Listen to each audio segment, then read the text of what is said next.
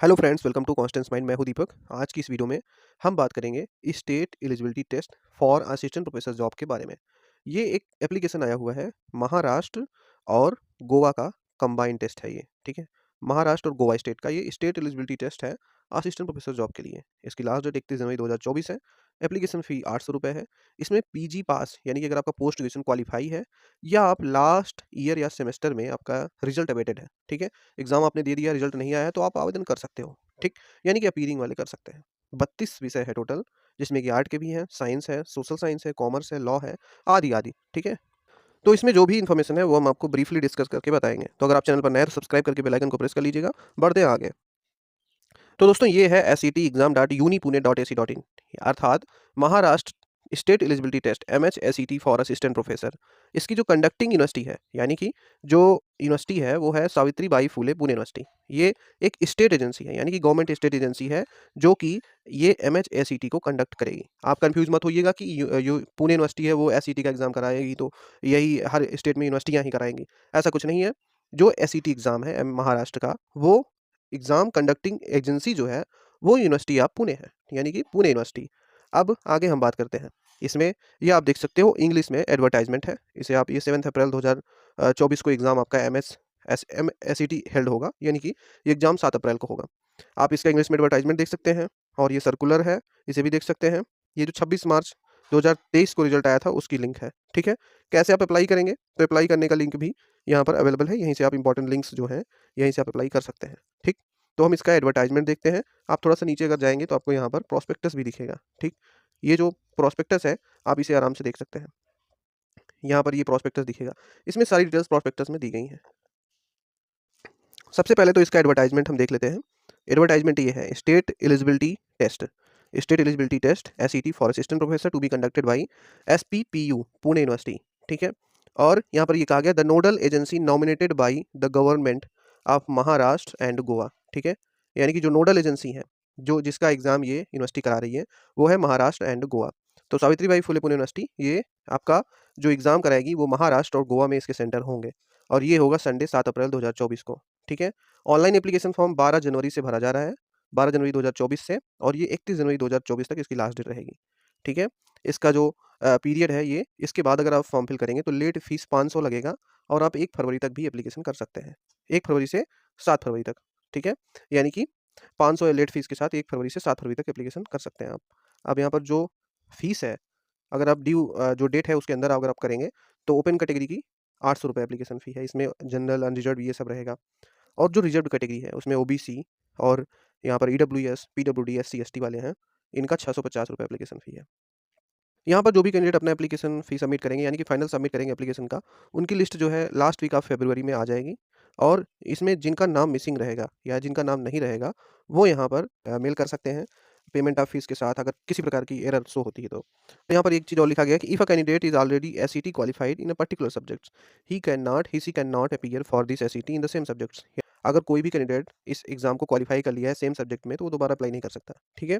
और यहाँ पर ये भी कहा गया है कि आप 2 सब्जेक्ट में अप्लाई भी नहीं कर सकते, एक में ही आपको करना होगा। अगर आप दोबारा एप्लीकेशन किसी और सब्जेक्ट में कर रहे हैं तो आप फिर ये आपका निरस्त भी हो सकता है, ठीक। अब हम आपको प्रॉस्पेक्टस दिखाते हैं।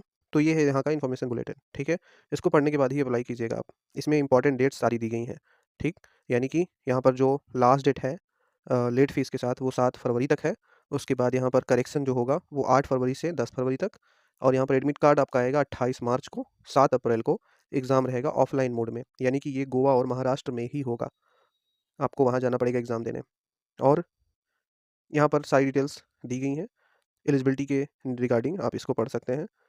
ये एग्ज़ाम जो है, कौन-सा एग्ज़ाम है एसईटी? तो like UGC NET assistant professor only, the SET is exclusively conducted to determine the eligibility of the candidates for the job of assistant professor, and the state nodal agency is not liable to provide job to the SET qualified candidate। यानी कि इनका मतलब है कि SET exam जो है वो net की तरह ही है। यानी कि अगर आप इस एग्ज़ाम को क्वालिफाई कर लेते हैं तो आपको ये नहीं कि आप असिस्टेंट प्रोफेसर बन ही गए, आपको एक ये एलिजिबिलिटी प्रोवाइड करते हैं कि आप असिस्टेंट प्रोफेसर की जब वैकेंसी आएगी तो उसमें आप अप्लाई कर सकते हो, ठीक है। तो ये एक एलिजिबिलिटी टेस्ट होता है दोनों। जैसे नेट आप असिस्टेंट प्रोफेसर के लिए क्वालिफाई करते हैं, वैसे एसईटी है ये स्टेट की जो वैकेंसीज आएंगी उसके लिए है, यानी कि स्टेट गवर्नमेंट यूनिवर्सिटी में या उससे रिलेटेड कॉलेजों में। तो आप ये स्टेट के लिए असिस्टेंट प्रोफेसर वैकेंसी के लिए एलिजिबिलिटी प्राप्त करेंगे। यहाँ पर जो कंडीशनल एलिजिबिलिटी है वो देख लीजिए। The candidate must have master degree recognised by UGC in subject of SET, यानी कि आपका पोस्ट ग्रेजुएशन भी उसी सब्जेक्ट में होना चाहिए जिसमें आप अप्लाई कर रहे हैं, ठीक है? वो भी 55% मार्क्स के साथ। 5% की छूट किससे मिल रही है? SC, ST, OBC, PWD candidate को। यहाँ पर ये लिखा गया है, इनका 50% मार्क्स होना चाहिए। अब यहाँ पर एक चीज़ और लिखी गई है कि the candidate who are study in the first year of 2 year master degree, यानी कि अगर आप अगर एमएससी के फर्स्ट ईयर में हैं या आपका 4 ईयर का सेमेस्टर है और आप सेकंड सेमेस्टर या थर्ड सेमेस्टर में हैं, तो आप अप्लाई नहीं कर सकते, are not eligible to appear for this test, ठीक? लेकिन यहाँ पर एक चीज़ और कहा गया है कि the candidate who are pursuing their master degree और इक्विवेलेंट कोर्स और candidate who have appeared for their qualifying master degree final year, यानी कि उन्होंने जो भी कैंडिडेट हैं वो मास्टर डिग्री के फाइनल ईयर में है, फाइनल ईयर में है या फिर फाइनल सेमेस्टर में है और उन्होंने अपना एग्ज़ाम दे दिया है and result is still awaited for candidates, ऐसे कैंडिडेट्स यहाँ पर अप्लाई कर सकते हैं। लेकिन 55% में अगर उनका मास्टर नहीं क्वालिफाई हुआ या एलिजिबिलिटी को नहीं पूरा कर पाए, तो ऐसे कैंडिडेट का ये एप्लीकेशन रिजेक्ट हो जाता है। बाकी यहाँ पर कुछ सब्जेक्ट का अलग-अलग डिटेल दिया गया है, जैसे कि जिनका candidate can appear SET in the subject of their post graduation only. जैसे कि यहाँ पर कॉमर्स के लिए कहा गया है कि एमकॉम होना चाहिए। एनवायरनमेंट साइंस वालों का एमएससी एनवायरनमेंट साइंस से होना चाहिए। अगर आपका लाइफ साइंस में आप भर रहे हैं, तो आपका एमएससी या तो लाइफ साइंस से हो, या तो बॉटनी से है, जूलॉजी से हो, माइक्रोबायोलॉजी से हो, बायोटेक्नोलॉजी से हो, तो ये सारे लोग लाइफ साइंस में अप्लाई कर सकते हैं। यानी कि लाइफ साइंस सब्जेक्ट्स यहाँ पर है, तो इसमें जूलॉजी, बॉटनी या फिर बायोटेक्नोलॉजी, माइक्रोबायोलॉजी से जो एमएससी किए हैं, वो अप्लाई कर सकते हैं। होम साइंस का अलग ऐसे दिया गया है। तो हर सब्जेक्ट का आप अपना देख लीजिएगा, इसमें कन्फ्यूजन आपको ज़रा-सा भी नहीं होगी। अब यहाँ पर आप अपना सब्जेक्ट देख लीजिए, कौन-कौन से सब्जेक्ट्स यहाँ पर अवेलेबल हैं। तो यहाँ पर सब्जेक्ट और पीजी कोर्स साथ में दिया गया है। जैसे मराठी में आपका एमए मराठी से होना चाहिए, ठीक है? हिंदी सब्जेक्ट्स है, तो आपका एमए हिंदी से होना चाहिए। इंग्लिश है, इंग्लिश एमए होना चाहिए। संस्कृत, उर्दू, हिस्ट्री, इकोनॉमिक्स ये है। हिस्ट्री में यहाँ पर हिस्ट्री और आर्कियोलॉजी दोनों है, यानी कि एंशिएंट हिस्ट्री। और इकोनॉमिक्स की बात करें तो economics, finance economics, agribusiness से अगर आपका एमए, एमएससी है तो अप्लाई कर सकते हैं। फिलॉसफी है, तो फिलॉसफी से एमए वाले अप्लाई कर सकते हैं। साइकोलॉजी है, तो साइकोलॉजी से एमए, एमएससी वाले अप्लाई कर सकते हैं। सोशियोलॉजी से एमए जिसका सोशियोलॉजी, ह्यूमन स्टडीज़ से है वो अप्लाई कर सकते हैं। पॉलिटिकल साइंस में politics, political science, public service, ये शायद तीनों डिसिप्लिन के कैंडिडेट्स अब अप्लाई कर सकते हैं। इसी तरह home science, defence studies, library, journalism, mass communication, social work, public administration, mathematical science, environment science. और इन्वायरमेंट साइंस में आप देख सकते हैं, इन्वायरमेंट साइंस वाले कर सकते हैं, जियोइन्फॉर्मेटिक्स वाले, इन्वायरमेंट मैनेजमेंट वाले, engineering studies, energy studies and environmental management, biodiversity, इन सब से जिनका एमएससी, एमटेक, एमईएम है वो लोग कर सकते हैं अप्लाई।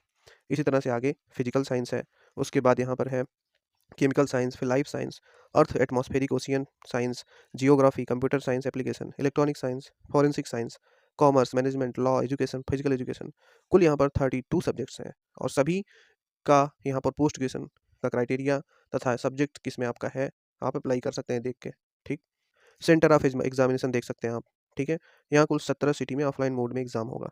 मुंबई, पुणे, कोल्हापुर, सोलापुर, अहमदनगर, नासिक, धुले, जलगांव, औरंगाबाद और यहाँ पर नांदेड़, अमरावती, नागपुर, चंद्रपुर, गढ़चिरौली, पंजिम और रत्नागिरी एंड परभानी, ठीक? एप्लीकेशन फॉर्म ऑनलाइन और इसका ये लिंक दिया गया, आप यहाँ से देख लीजिए, पर ये लिखा गया है द कैंडिडेट्स और of other state except Goa belonging to reserve category shall be treated as open या general category as per reservation policy of Maharashtra and Goa state, ठीक है? तो अदर स्टेट वाले ओपन कैटेगरी में ही कैलकुलेट होंगे। अब यहाँ पर आपका स्कीम ऑफ एग्जामिनेशन देख लीजिए कैसे है। तो ये ऑफलाइन मोड में ऑब्जेक्टिव मोड में एग्जाम होगा, 2 पेपर होंगे। Both the paper will consist of only objective type question and will be held on the day of examination in 2 separate session. 2 session होगा, एक पहला पेपर जो है वो 1 घंटे का, दूसरा पेपर 2 घंटे का, यानी कि टोटल 3 घंटे रहेंगे। पहला पेपर जो होगा उसमें 50 क्वेश्चन होंगे और पहला पेपर यहाँ पर जो होगा वो 50 क्वेश्चन आपका होगा जो कंपलसरी होगा और 2-2 नंबर का होगा, यानी कि 100 नंबर का पहला पेपर होगा 1 घंटे का। दूसरा पेपर जो है वो आपका 100 क्वेश्चन होगा, ये भी कंपलसरी है लेकिन ये 2-2 नंबर का और 200 टोटल नंबर का क्वेश्चन ये होगा।